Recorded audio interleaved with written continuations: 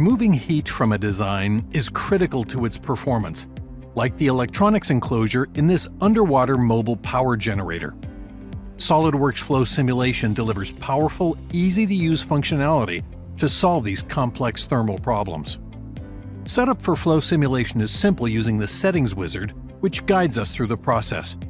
This example is external flow with heat conduction, exchanging heat from air to water through the enclosure. Finally, we'll add the initial temperatures and the water velocity.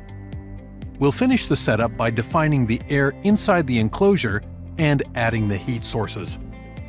After running the simulation, we can quickly identify the locations with high heat transfer into the water. Flow trajectories make it easy to visualize both the internal airflow and external water flow with corresponding temperatures. With the new flux plot, users receive graphical feedback from the heat source to its removal. Heat sources, convection, and conduction can be separated, making it easy to see the heat path through the design. For even greater control, users can now create custom results visualization parameters using logical formulas to generate specific output from the simulation.